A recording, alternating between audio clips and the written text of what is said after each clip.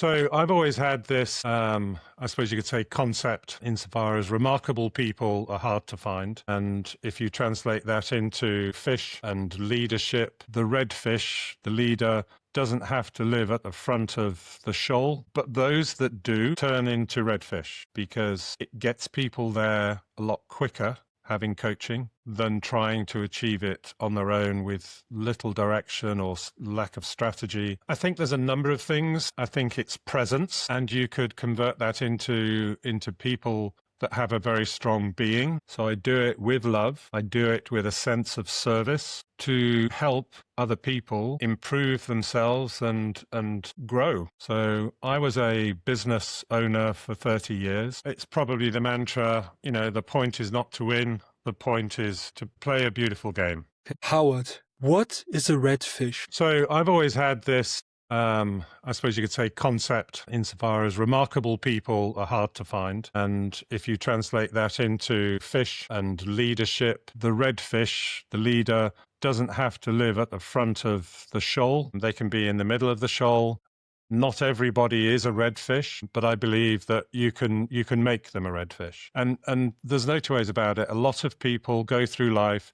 They don't need coaching. They don't want coaching. They never have an experience of coaching. But those that do turn into redfish because it gets people there a lot quicker having coaching than trying to achieve it on their own with little direction or lack of strategy. A coach can give them those things and turn them into a redfish. Before we cover the process, I would like to ask you what a redfish now exactly is. You said remarkable people, but what really makes a person remarkable?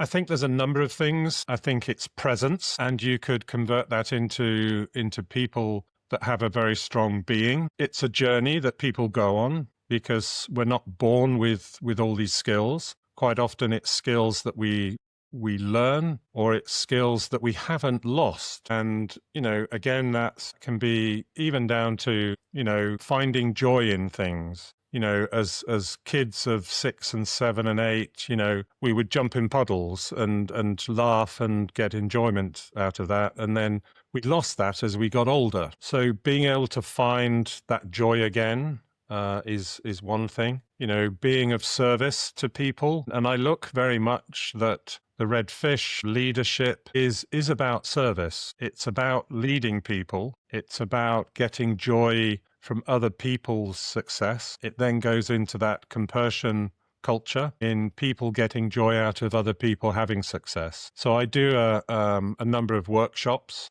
So I did one in January, which was Restart, Refocus 2026. And that was all about setting targets for the year, getting rid of the things that didn't work last year, replacing them with new things to try, and then breaking them down, those annual goals, down onto a quarterly basis, and then into a 30, 60, 90 day, and then literally down onto a weekly basis. What do you need to do consistently to improve what it is you're doing? So having that consistency is something that is important. We all lead from a level of leadership. And how do we gain that leadership? And it's all wrapped up in our being and who we are, and helping other people and being of service. Does that answer your question? Yes, but I would like to go a little bit deeper into the being and service.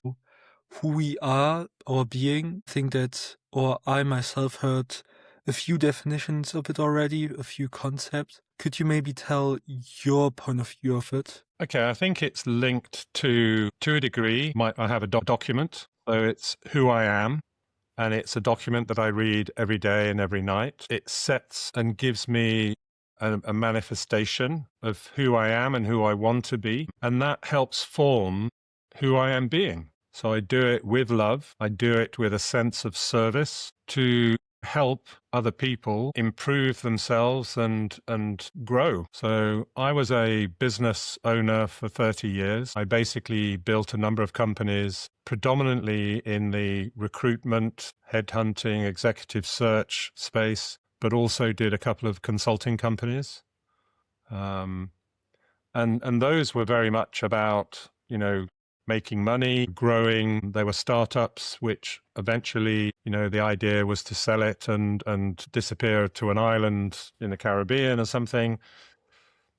And I got to the stage a few years ago where that was no longer serving me. I no longer wanted the things that, if you like, were at the top of the ladder. And I had to jump off and move on to another ladder. Within those 30 years, for 20 of those years, I've done a level of coaching, and that was very much career coaching and life coaching. And that was often with, some of the staff, but also, with the candidates and some of the clients. I mean, at one point, I built a 10 million turnover company, 55 staff, 4 offices on 3 continents. So that was London, New York, Los Angeles, and Auckland. And then 2008, that all came tumbling down with the financial crisis. I then jumped into consulting for 3 years, built that business up to 5 million. And in a way, that was recruiting by another name. And the difference was I took responsibility for delivery.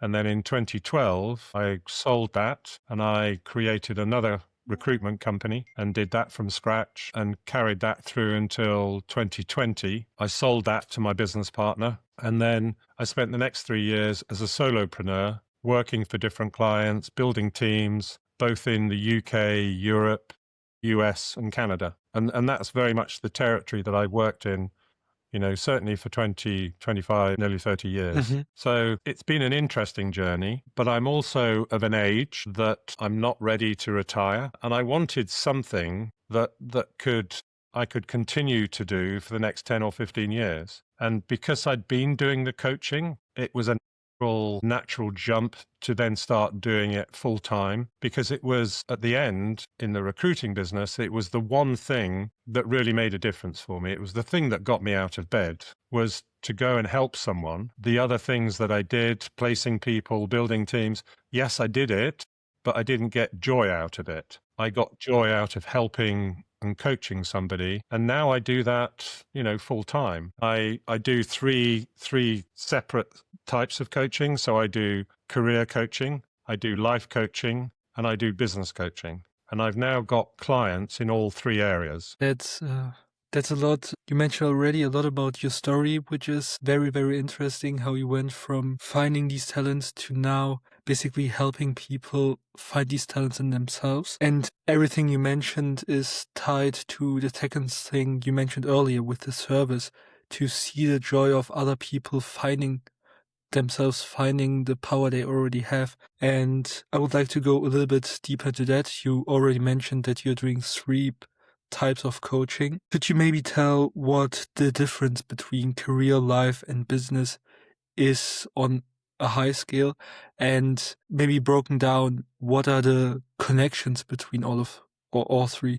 Okay. So if we start with the career coaching, when I was running my recruitment businesses, it was typically you were finding a group of people that had the right skills and experience, ideally then identifying what their behavior was and whether or not it fitted to the client that you were looking to fill the role with. And ultimately, we might start off with 60 people. You have conversations with them, you break it down to, probably 12, 15 people where you go into a little bit more depth. And then out of that, you basically do a short list of maybe 3 or 5 people.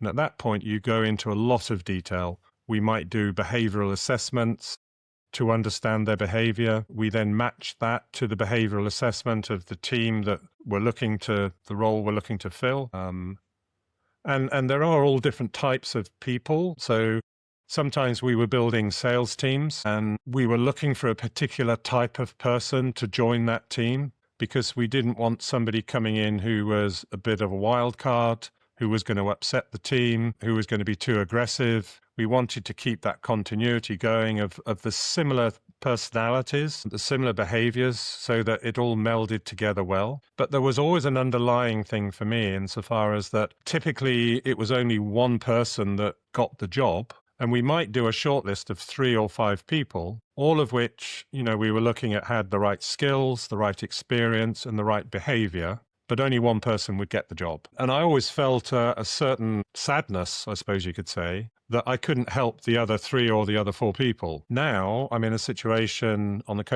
career coaching side, I can help anybody be one of those 3 people and ultimately be the one that gets the job. So, I put a lot of effort into, some people, are in a role looking for the next rung on the ladder. Other people are looking for more money. Other people might be on the bench looking for a new job. And some of those people might have been on the bench for, 6, 9 months. And there's no two ways about it. The job market has changed considerably over the last couple of years. So what worked, back in, 2021 simply doesn't work anymore. With AI, it's changed the game. A lot of clients aren't using recruiters anymore. They're posting their own jobs on the likes of LinkedIn, Indeed, and others. And as a result, they're getting hundreds of CVs, resumes, and they don't have time to go through those resumes. So they're dropping them all into an ATS system. They're then asking questions of the ATS system to give them a short list of people. And there's a lot of bias in these systems, and that bias can be anything because they just haven't provided enough information. They could be the ideal candidate, but because they haven't supplied enough information, then they're not even being considered. Or it could be that they live too far away because the inquiry that the hiring manager has made is he's looking for these skills and they're looking for somebody who lives within 10 miles. And this person happens to live 12 miles away. And as a result, they're not being considered. Mm-hmm. So it's trying to give people the knowledge, the understanding of how and what the rules are today that can actually help them get a job. We can take that further insofar as getting their LinkedIn sorted out, giving them interview techniques that they can apply when they actually get a face-to-face interview or an online interview. We even do little videos for them. And ultimately, if you think of most hiring managers, they probably have 12 to 15 questions that they want to know about every individual. And the more of those questions you can answer on your CV, on your resume, then the more likelihood is that you're actually going to be considered and you'll end up getting a call or you'll end up in a face-to-face meeting with the hiring manager. But if you don't do those things, then your chances suddenly diminish hugely. And unfortunately, that's just the way the world is now, because they're using AI not just to screen these people, but even in some cases, is sending out questionnaires to these people. Sometimes they're using an avatar to ask those questions and record the answers. In other situations, they're doing online avatar interviews with the candidates. So the more information that you can give them, not just to show your skills and experience, but to demonstrate your behavior. And that becomes more and more important as things move on. And AI itself is getting more sophisticated literally on a daily basis. And although it might not be fit for purpose today, it will be fit for purpose very quickly. And you have to understand the rules to be able to play the game. And a lot of people out there simply don't understand the rules of how recruiting is working. And I help them understand that and play the game to get the job that they're looking for. Some of those individuals, once we've done that, they will then drop into the life coaching, and where we've already lifted up their self-esteem, their confidence, then we start to look at some of the other issues that they might have. It could be their misunderstandings, their limiting beliefs. It could be anxiety and stress. It could be procrastination. There could be a number of other issues that we can help them with on the life side. Mm-hmm. And in turn, on the business side, that can almost be about anything. So it can be about, looking at other revenue opportunities. It can be about, strategies for staff and building teams. It can almost be about anything. But even some of those business owners, they can also drop back into the life coaching, and we can help them with some of their underlying issues as well. Does that answer your question and give you correlation between all 3 areas? Yes, definitely. And once you started with the career thing, I and talked about this AI thing that is basically evaluating all of this. I'm currently having a module in university that's called machine learning. So basically seeing how the machine is learning and how systems like the one you described earlier works in the background. And it's funny how all of these things are basically already there for 10, 15 years. People were already using it, but now they're labeling it as AI. So yeah, that's just something that came to my mind. But what also came to my mind is the thing you mentioned at the end of the career thing, that AI is basically doing the job that a human normally does. So understanding the behavior of a person and even thinking about it, thinking that a machine learning how a person will probably behave in the future or is behaving right now. It's a scary thing sometimes to think about it, that a machine is basically copying what a human is doing and basically thinking from a human perspective. And the thing is, it doesn't do it well at the moment, but it is getting better Yes, and that's better. the thing. And within a couple of years, it will have achieved it, because the way it manages at the moment, it converts behavior into skills, and it's doing it at one level, at a high level, and it doesn't have the ability at the moment to do the nuances of that behavior. So you're either a happy person or you're not. It can't cope with the nuances of, happiness up here or no happiness down here. It's either yes or no. Whereas as things move forward, they will start to have that nuance and be able to interpret from a conversation, how somebody is being, for argument's sake, not just their behavior. And at the moment, it's very much a case of being in a situation where you can demonstrate your behavior in regards to what you've done, an achievement, or managing a team, or being involved in a team, and showing the outcome that has been achieved, and the fact that, you coached and mentored, those people in that team. Because this is the information that a hiring manager needs to have, because he hasn't got time to interview 20, 30 people. He's now relying on the AI to do a lot of the heavy lifting. Eventually, it will get to a situation where you're dealing on a one-to-one basis, and it might be you and one other or two other people that are in that final assessment with a real human who's actually going to make the ultimate decision. Yeah. But all the heavy lifting is all done by the AI.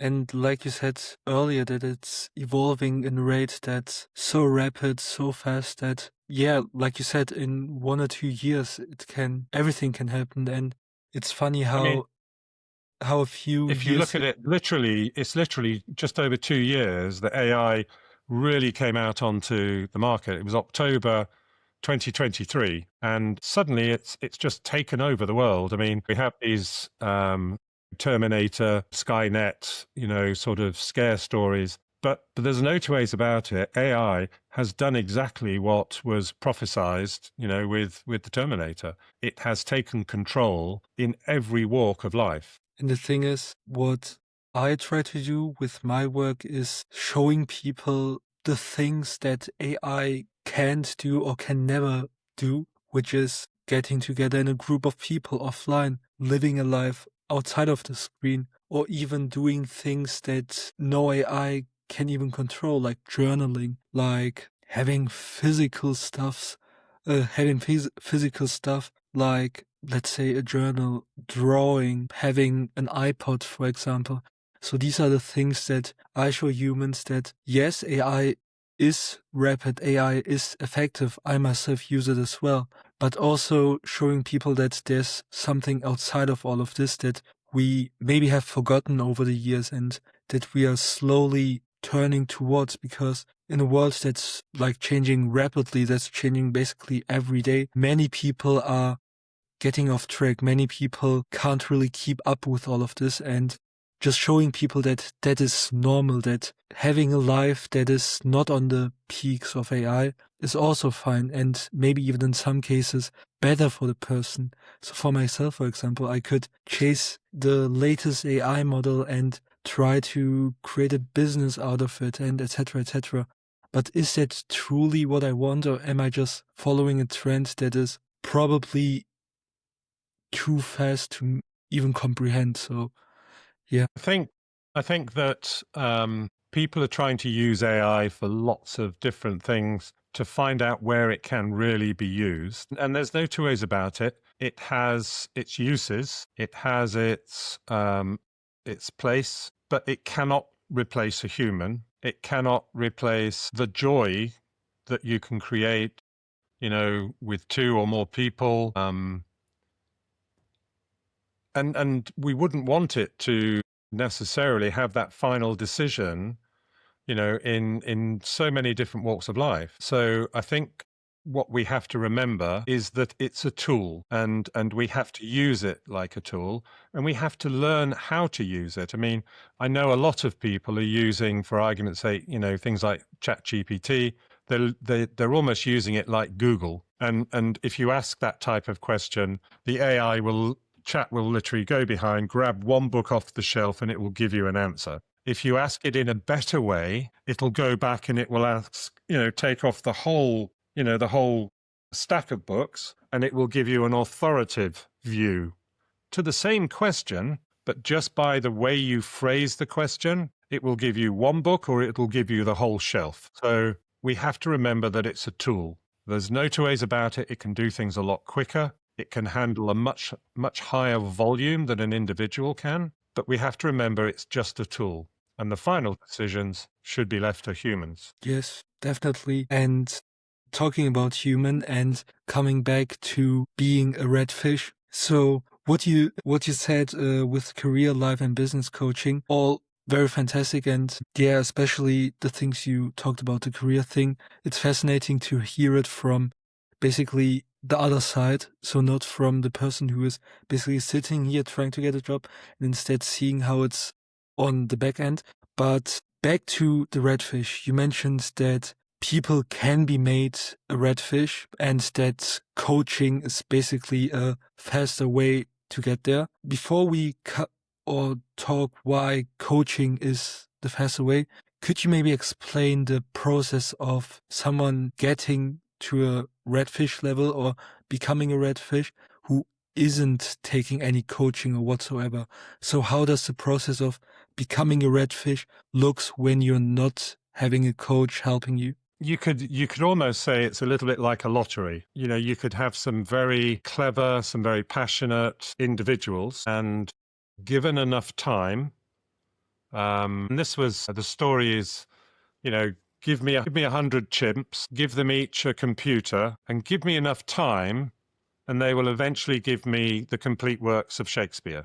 But we haven't got that time to wait. But there will be some chimp along the way that can give you, Romeo and Juliet. But they're 1 in a million to be able to do it. And I'm not saying every redfish is 1 in a million, but what I'm saying is that to do it on your own is difficult. And only the very, very best will actually become redfish on their own. Having a coach can make all the difference in helping somebody become a redfish. And that can be, in their being, it can be in their ability to lead. I belong to or not anymore, but I did belong to a group of senior SaaS startups, and we had regular dinners, and typically when we did the dinner, there was 12 of us on the table, and typically we would do what are the, at the end of the year, it would be a case of what are the 3 positives out of the year, what are the 3 negatives out of the year. And the table that I was on, the other 11 people, every one of them on a negative was culture, that it was toxic. So they were either in a company that was toxic, or they had earlier in the year been in a company that was toxic. And a lot of that toxicity comes from fear. Some of it was misogynistic. Other was the sheer pressure that they were putting on the people that were working in the organization, and that was just relentless. And I think there is a danger, since COVID, more prominently, that has become an acceptable standard, when in fact it's not, because it's not achievable longer term. And the effect that it can have on the organizations, you can see these companies grow really quickly, but you can see them drop down just as fast, because a toxic culture is not sustainable. So I think, becoming a red fish is about, as much as anything else, finding the balance of what is right, what is good, what works. And again, I quite often, I talk about compersion culture, so that everybody is supporting everybody else. Everyone gets joy out of everyone else's success. And that is a much longer, is far more sustainable than the toxic culture that is in a lot of organizations. I've been fortunate enough to have created a number of compersion cultures in the organizations that I've worked in, where everybody supports everybody else and everybody helps everybody else, either for their own benefit and the other people in the company and for the company as a whole. What would you say is the root cause of it? Is it more a human behavioral thing, or is it more that the way companies act or the way teams are now maybe structured or built, is that more the reason behind all of it? You could almost say that it's how they're structured and how they're owned, because when a company first starts out, everybody is willing to put the effort in and get it to a certain level. The minute they have analysts involved that are driving the quarterly figures, then that's constantly putting pressure to achieve the goals, the targets that are set. And it's almost a case at any cost, human cost, to achieve those. And putting people under that amount of pressure, day in, day out, then there's no two ways about it. You will have a lot of wastage, because people will leave. Often some of your best performers just won't respond to that amount of pressure.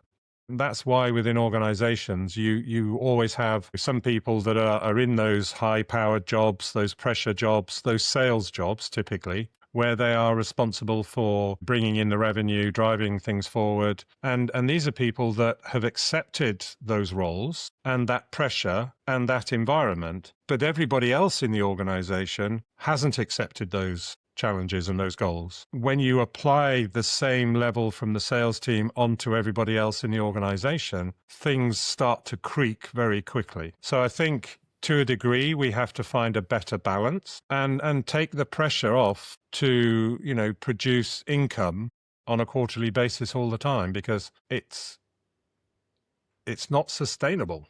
But now that we covered the the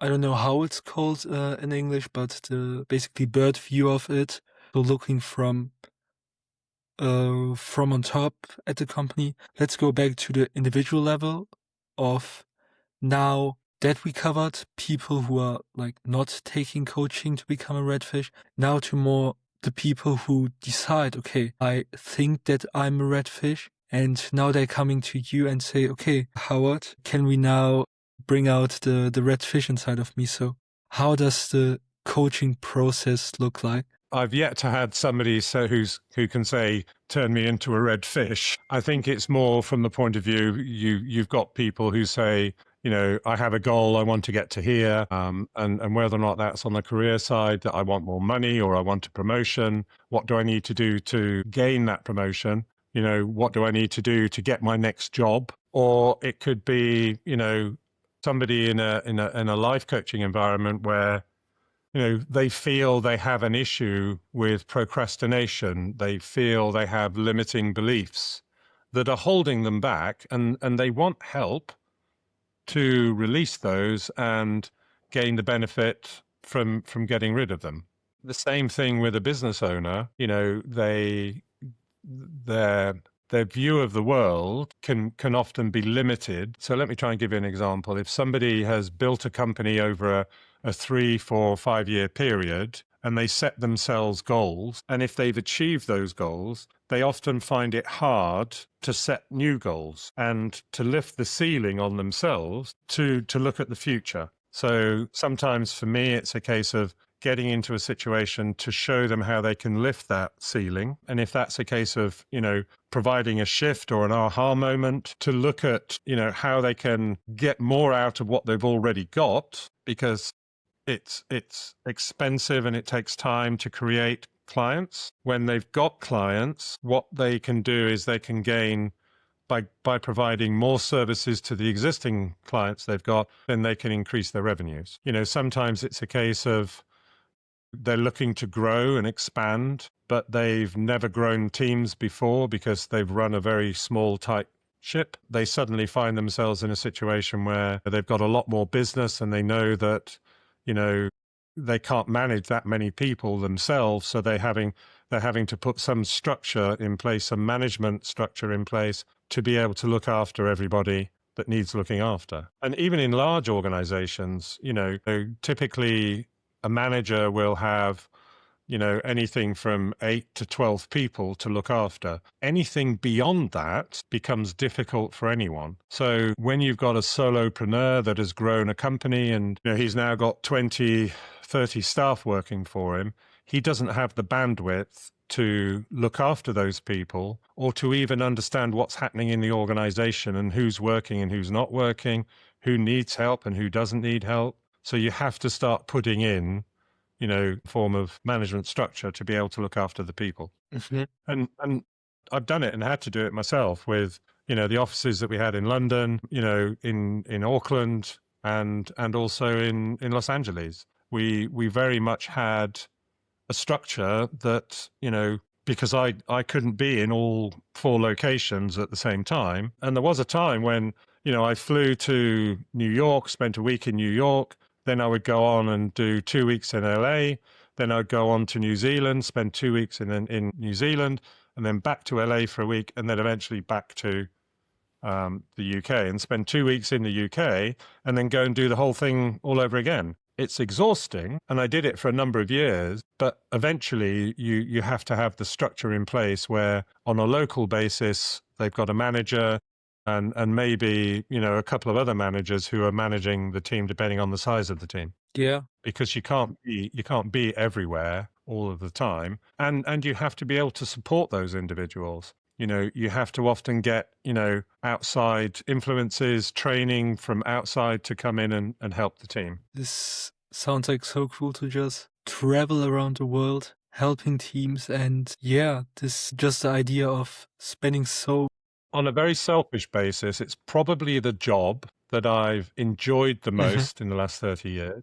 But it's also the job which was the most exhausting and probably had the biggest impact on me, my life, my family, and it's not sustainable long term. But I enjoyed every minute while I was doing it. Yeah. And for me, it was very much about creating and sharing, and then moving on to the next office and sharing and creating. So I was creating clients, bringing clients on board, finishing off final selection and shortlists for clients. And I loved all of that, but you can't keep doing it because it's just not sustainable. So towards the end, we put structure in place in Auckland and in LA and in London, where you had a management structure that was devoid of me being involved. And that allowed me to continue doing what I was doing for probably another 18 months, 2 years, because I was almost the addition on top of what was in place.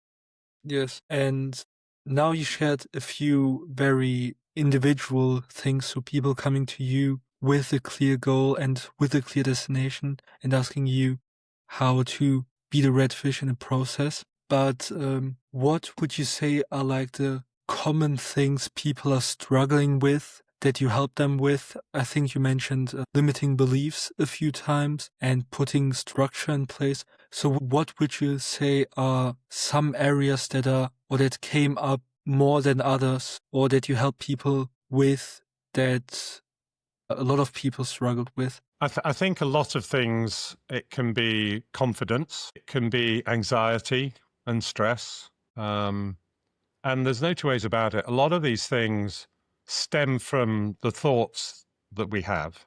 And if you think about it, we have somewhere between 12,000 and 60,000 thoughts a day, we hold on to some of those thoughts and they become our limiting beliefs, or they become our issues. And they're not necessarily the good thoughts, the right thoughts. But the thing that we find hard is that once we've got a thought, we find it hard to let it go. And life is a little bit like a poker game. You have all your cards, and you've got to know when to get rid of those three and find another three. And sometimes those bad thoughts, we're almost reluctant to let them go. But once you do, and you replace it, for argument's sake, confidence, confidence, self-worth, self-belief, you can get rid of that card and replace it with a new card with confidence. And when I'm able to give that aha moment to someone and see that shift, then that gives me joy that I've been able to do that. Mhm. I mean, there's lots of other things, procrastination, and there's lots of techniques to be able to help. So when I left doing the recruiting side, part of me felt I knew everything that I needed to do to go full-time coaching. But I did a counselor's course, and I became a certified counselor.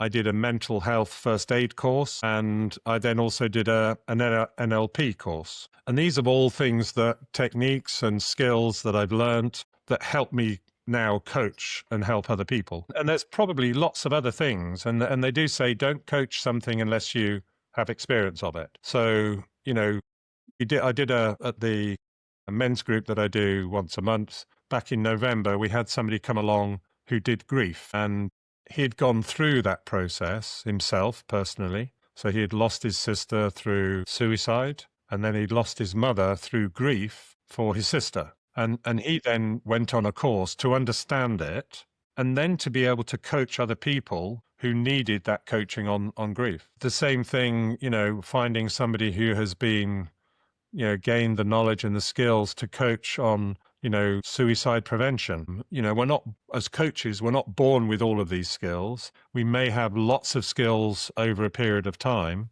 but these are all things that we can learn, just like we're teaching and getting our clients to learn. And if that's a case of getting rid of a bad thought, throwing it away and getting a new thought, that's part of the process that we're helping people. The thing is, with coaching, it's often individual to the person that you're helping. But I was thinking about what is something that the listener can now maybe ask themselves, maybe a prompt or a system or a step-by-step guide in order to get rid of bad thoughts. Or I think for many people, there's like one bad thought that they're always thinking about, that they are tackling a little bit, then they like stop because of their old self pulling them back. So what would you say is something actionable that the reader can do maybe right after listening to this podcast, or maybe even in their free time, that they can do in order to get rid of it? I think there's no two ways about it. I'm not saying it's impossible for people to do it themselves, but I think you need a level of knowledge and understanding Mhm. to be able to do it. And that's where and why coaches are there to help. Yes. So putting it very bluntly, we all have the answers inside ourselves. What the coach does is it helps pull that answer out to then accept. And it also helps to throw away the bad thought or whatever it is. But we all have the answers to improve ourselves inside of ourselves. And as coaches, our job is to get somebody to find that answer, to recognize what it is, and then to accept it, to move on. And there are lots of ways that you can do this. NLP is a particularly good way of doing it. If it's severe, then you can do things like hypnotherapy. Or if it's, more historical, then you can use, therapy to understand what's going on and why you think that way, so that you can manage and control it. There isn't one way for everyone. For everyone, it's different, and you can apply different techniques and different strategies to help them gain what it is they're looking to achieve. Yeah, I think that now we got a very good understanding of your coaching, what red fish is in a world full of bluefishes. Now I want to talk a little bit more about the thing you mentioned earlier, the mental health group, or from what I know and you, from what you shared to me earlier, all the other projects you have, because you're not only doing the coaching, you're doing other creative and such amazing things. So let's start with the one you mentioned earlier, and then we will continue over to your other projects. So the one that I did in January, which was Restart, Refocus 2026, that was all about setting targets and how do you realize those targets. And we delivered that. We got 22 in a face-to-face environment, and we delivered it to them and gave them a structure of how they could set those annual goals, then break it down on a quarterly basis, then break it down into a 30, 60, 90-day basis, and then on a week-by-week basis, and almost daily basis if they wanted to. And this was as much about having the goal and what do you need to do to achieve that goal. I've got 3 other sort of workshops that I'm looking to do this year. So one is hire right first time. And that's very much based on skills, experience, and behavior. And what happens in a lot of situations is that if you hire on skills and experience, you fire on behavior, or people leave because the behavior, the culture isn't right. So hiring on skills, experience, and behavior takes a little longer, but people that are hired in that way typically stay longer because they've selected the right person and the right person is happy with the culture. So typically they stay within that organization for a much longer period of time. And in some cases, they will grow and be promoted within that organization because the behavior is congruent with the culture. So that's one that I do. And I teach employers how to hire in that particular way. Yes. I then do another one, which is about the perfect meeting. And again, this is as much about communicating the right messages. You know, how many times have I seen a situation where, okay, I want you all to come to a meeting on Friday morning, don't be late. And of course, you've got a few people, you know, thinking, oh God, I'm going to get sacked. And that's very much the wrong way of doing things. Whereas if you turn around to everyone and say, look, I'm calling a meeting on Friday. It's about this, and I want you to give me your best ideas, and the best ones that we get, we'll discuss. Everyone has to give me an idea, otherwise you can't come to the meeting. And that makes everybody come up with the best ideas, because how many times have you been into a meeting and you've got the 2 guys at the front putting their hands up, talking about their idea, and everybody else has to listen to what's going on? For argument's sake, the girl at the back probably got the best idea, but nobody ever hears about it. So by getting the ideas up front, you can then maximize the time that you're having in that meeting to discuss the most interesting ideas that have come out of it. The third one that I do is on culture, and that's all about compersion culture. You know, putting a structure in place where one person is supporting the other person to succeed in what they're doing. And that can be as simple as giving them training, showing them what needs to be done, you know, giving them the experience that they have to apply to the training that you're giving them. And ultimately to invest in them succeeding. And that in itself then causes compersion across the company, where everybody is helping and supporting everybody else. So they're the 3 workshops that I'm looking to do this year. And that can either be, I'll do it on public courses, but I'll also go into companies and, you know, share it with them, you know, with the teams that they.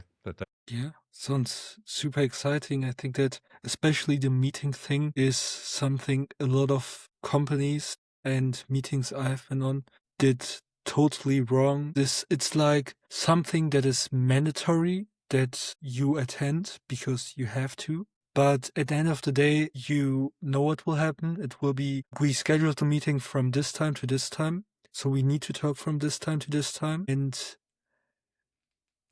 during this process, you basically recap what you already did instead of getting as a group and thinking about how to bring it to the next level. And I think this is. I think if you think about all the companies out there and all the meetings they schedule, how much time do we waste attending meetings, listening to fluff? You know, you end up talking about things that, you know, you're never going to, you know, somebody shoots down the minute it's being discussed. And sometimes we actually don't have the time to talk about the things that we really want to talk about.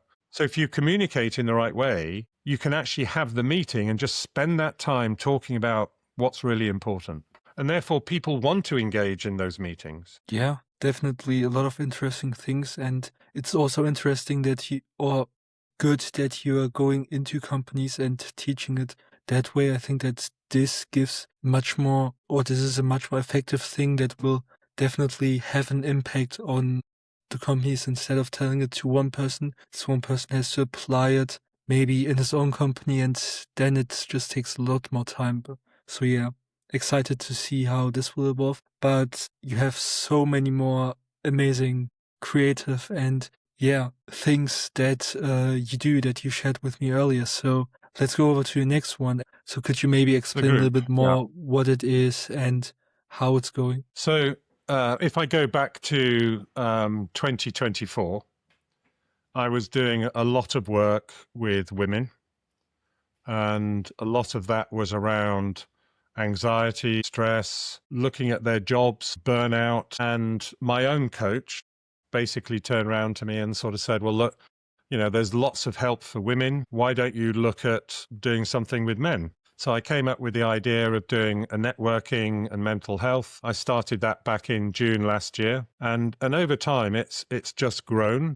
And we've now got quite a solid cohort of people. Some people come 1 month, don't come for another month, and then come back again. But a lot of them are either solopreneurs or they're business owners. We've even got another coach that comes along. And I've deliberately set it up, and I've not done it to gain clients. So I've never sort of appealed to them and sort of said, well, I hope you've had a good day. If you ever need any coaching, then come and see me.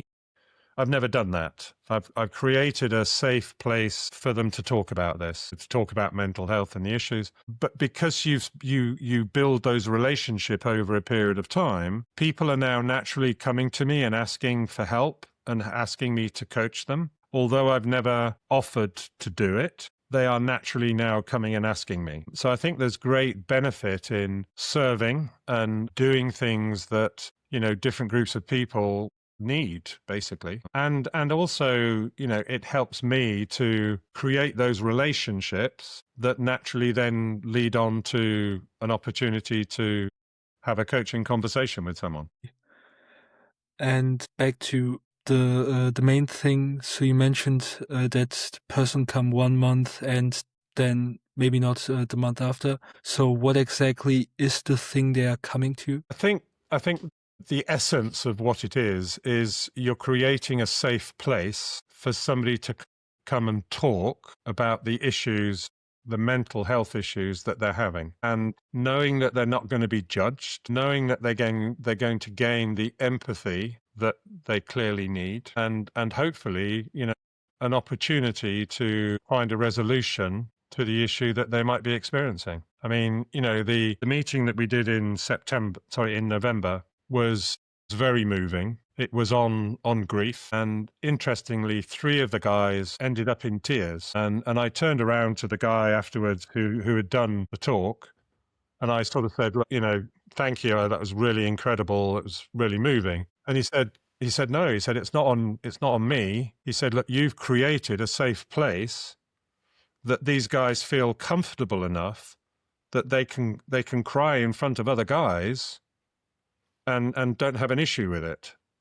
And that for me was, a pat on the back from him, which I had never even considered until he said that. So I'm very conscious that it's creating that safe place for people, but it could just as easily be, on a different subject. It could be to literally helping business users. There's a statement that I have on, and I'll share one of these with you if I can find it.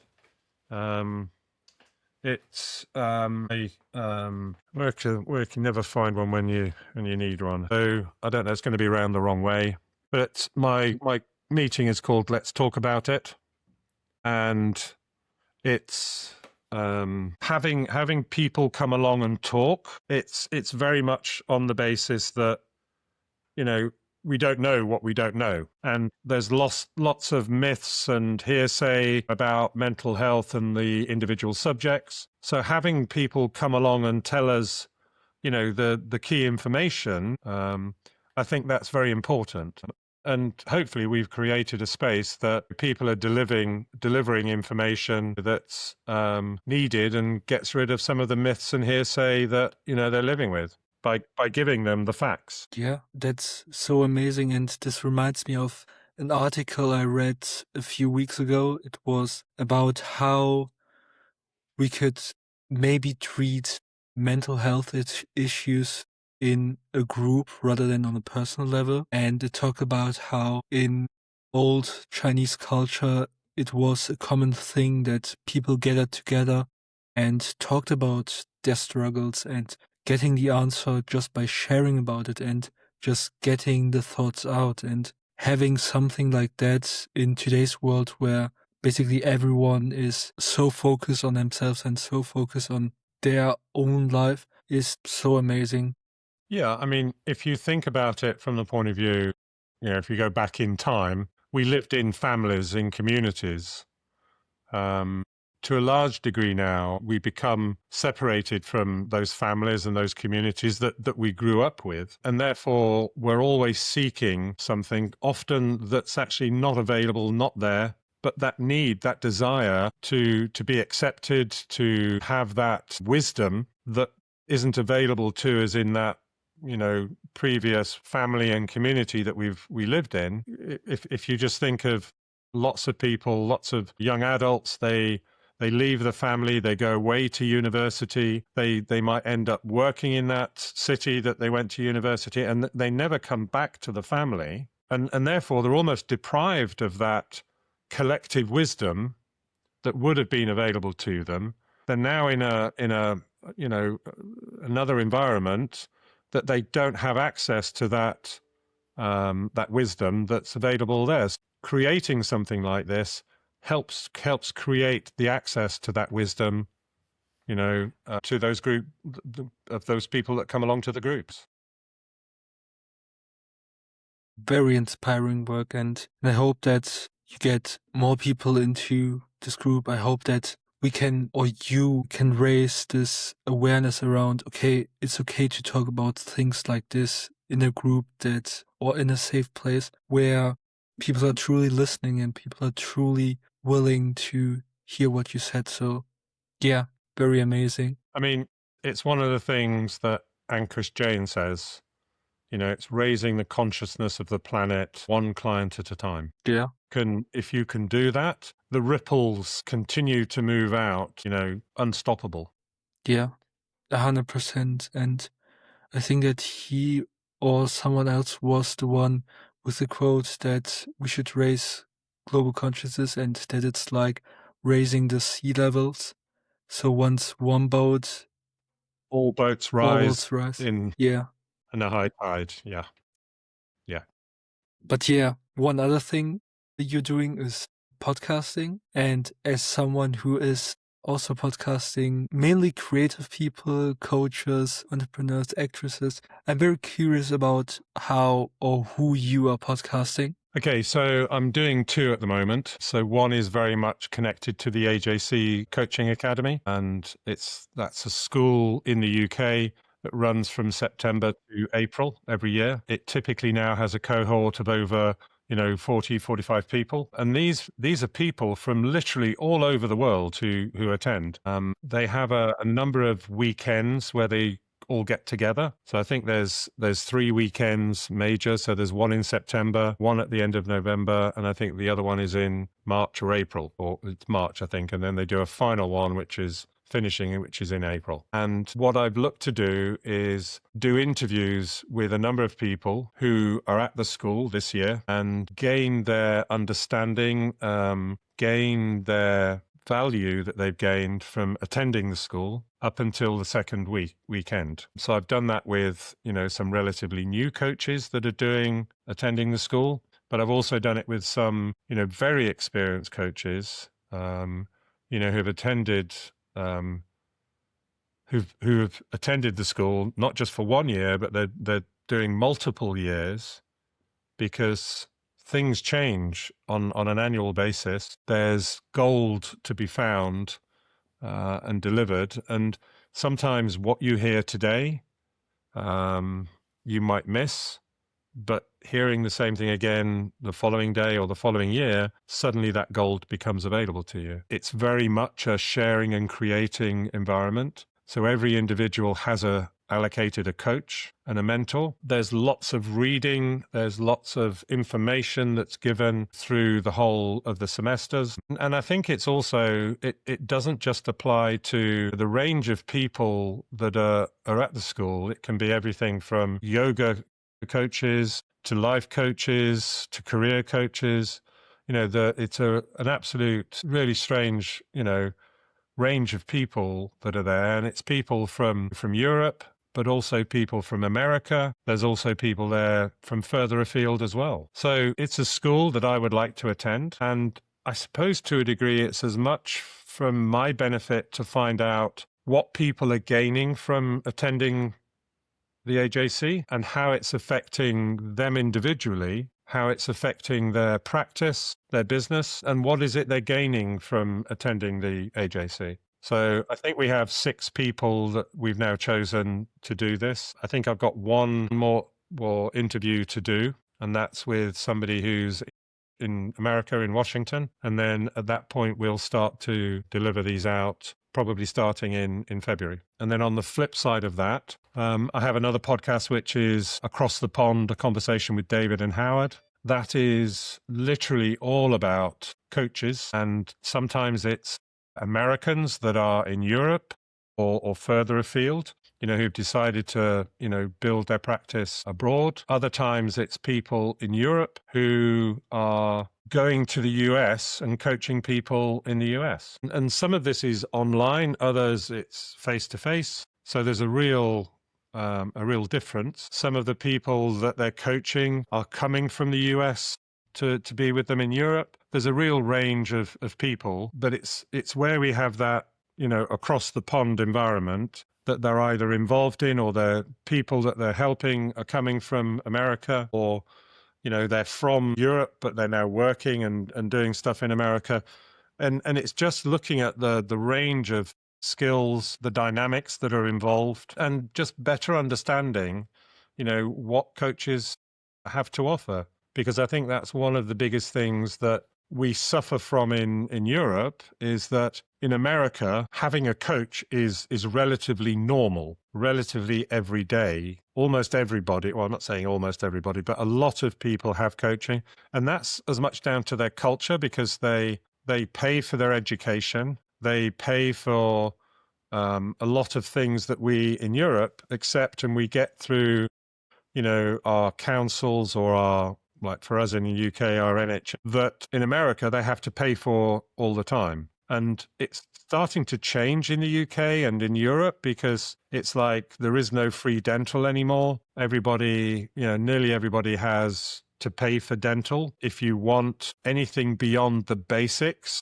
you have to pay for. And that's changing our culture to enable people that if they want help to understand themselves better, to improve themselves, then gaining a coach, because nobody needs a coach, but those that get a coach get there quicker than without one. Yeah, 2 very interesting topics, and I first want to start with the AJC podcast. And you mentioned that from the sharings, there's like gold and everything. And there I would like to hear the biggest gold bars you gained from podcasting these people. I think for me, there's no 2 ways about it. The biggest thing is that everybody hears something different. So you can deliver something, and let's say it might be 5 things. One person will hear all 5 things. Somebody else will only hear 2. Somebody else might have 4 things that they hear. But not many people hear all 5. And in a way, that's a good thing, because that allows, and I've seen this with some people who they've done the AJC 1 year, and then they come and do it again, and then they come and do it again. And that sort of throws it back to when you learn something, it's 1 to hear, it's 2 to understand, and then it's 3 to transform. And some people have literally have done 3 years, and these courses, the AJC is £10,000 to attend, so it's not cheap. But if you look at Ankush Jain, who runs the school. He's paying Steve Hardison in America, he's paying him $200,000 a year. So £50,000 a quarter for Steve Hardison to coach Ankush. And it's that knowledge and experience that he's gaining that is then coming down through the school. Yeah. And I think in Europe, we have to get more used to working with coaches to improve, to learn, to grow, because in America, they're doing it a lot more than we are in Europe. Yeah, and I think that's accepting it and allowing coaches to, be normalized in a country like America gives them the opportunity to be more than exceptional in their field. Like, for example, you mentioned Steve Hardison. I read the book about him, so The Ultimate Coach, last The year. Ultimate Coach. And once I looked at his website and seeing the prices, I was blown away how anyone could ever pay this amount of money for sitting with someone for 2 years. But this just shows that this person has or knows that he's providing so much value that it's that wisdom that they can impart because they see something different to the rest of the people. Mm-hmm. And again, it goes back to the AJC. Nobody goes in and learns all 5 things, or everybody doesn't learn all 5 things. Someone learns 5, somebody learns 4, somebody learns 3, somebody learns 2. Some people might only learn 1 thing, but all the gold is sat there and available to everybody. So we have the term, which is 10-10 listening, and there's no 2 ways about it. And okay, this is one of the things I talked to with Julian Syed, that you've got to approach the whole thing and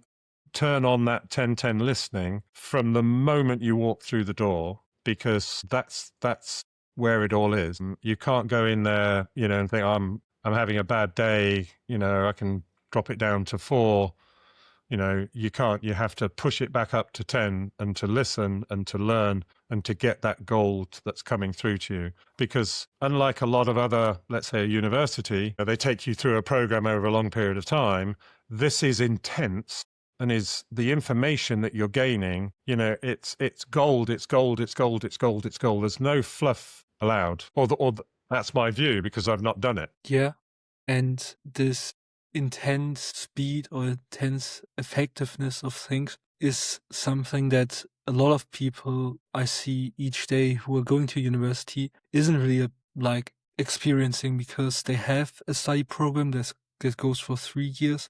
They have semesters that go for 6 months, but 90% of the room isn't even listening to the professor, because they know at the end of the time I will have an exam and maybe I will take 2 weeks to intensely focus on what I will learn.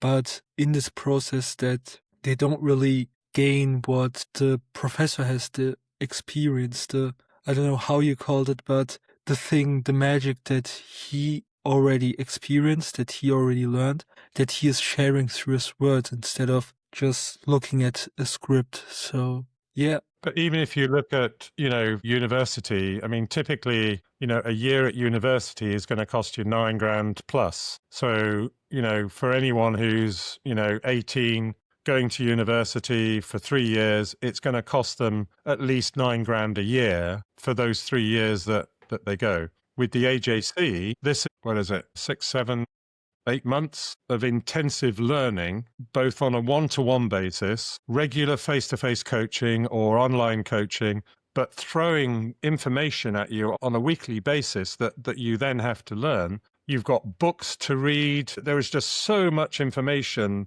that you have to digest and gain that wisdom, gain that gold from it. And these, not just knowledge, but it's techniques, it's strategies, it's intense. And this is just something I'm interested in. I think that a lot of, or some of the people who attend school will end up tripling, 10xing, 1xing what they're creating. But is there also a group of people who break from the intensity? How do you mean? I don't want to call it pressure because they're doing it for themselves, but who... I think there's definitely, and I've experienced this, not everybody that goes gains a treasure chest of gold. Some people, might gain, silver. Other people gain a small. I suppose what I'm trying to say is that it's really down to your capacity of how much gold you're actually able to gain. But not everybody gains the same amount. It's all there, it's all available. It's whether or not they hear it and whether or not they take it with them. Yeah, sounds very exciting, and I hope that you can one day and hopefully this year attend the school as well. And Yeah, me too. maybe I will check it out in a few years. I don't know how things will go. I'm pretty confident of what I'm creating, and recently I heard a quote I also wrote on my wall which says, "Well, I live with the confidence if I believe in myself, the money will follow." And this is from a film that was published in America recently, which called Marty Supreme, but which isn't published in Germany yet. But it just talks about a 20-year-old or a 20-ish-year-old guy who is basically don't know whatever he's doing. He is just going through life, but he has a very, very good talent or a huge talent in table tennis. And like he said, he is very confident in himself. And by this or through this confidence, he knows that he will at the end make the money and make the living he dreams. And seeing the trailer, I only saw the trailer, but I basically saw myself in him, basically being at ground zero, but still knowing that through my confidence and through what I already have and what I'm learning each day, I will get there eventually. Yeah. So there's a mantra that I live by, and I'll send it to you. But in essence, it's the point is not to win. The point is to play a beautiful game. And if you play a beautiful game, you will win. And to take your point, and the money will follow. Yes. But the point is not to win. The point is to do a beautiful game, to play a beautiful game. Yes. It's oftentimes the process in which you're doing things that is at the end the thing that you gain from it instead of the destination you're now at. It's more the process that gives you everything. And I'm trying to share as much of the process with people, but also reflect on it from time to time, having ups, having downs, and just, being present in every moment, regardless of the situation I'm in. I can have a break of 2 months and then come back coaching. You are basically my first podcast or interview after a huge break, and knowing that I still have the abilities to do it, and also having the confidence of coming back. I think that the version of myself 2 or 3 years ago, he couldn't podcast.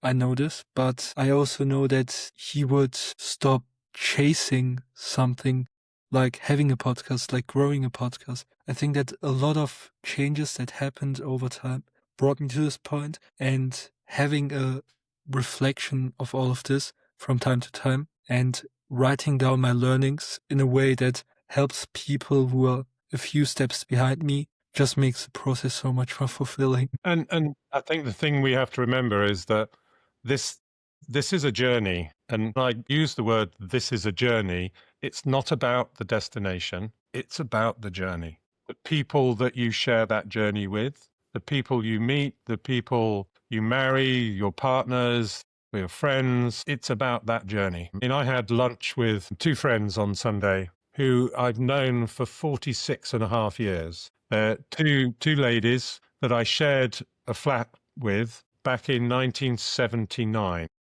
And our friendship has lasted those 46 and a half years. Wow. Which for me is, amazing. I've got other friends who I've had longer, and I'm showing my age here. But I don't think that's necessarily an unknown element, but it really is. It's the journey you're on and the people you meet and the interactions you have, the learnings and your being, who you are, how you serve in whatever capacity you serve. So I'd like to thank you. I don't know if you have any more questions. The thing is, now, since we covered up a lot of what you create and who you are, your journey. You already shared that the steps that got you to now coaching. And yeah, it was just a super amazing talk. Thank you for being here. Thank you for basically giving me your time. And yeah, are there any last things you want to say to the listener? I don't think so. It's probably the mantra, the point is not to win. The point is to play a beautiful game. Thank you. Thank you.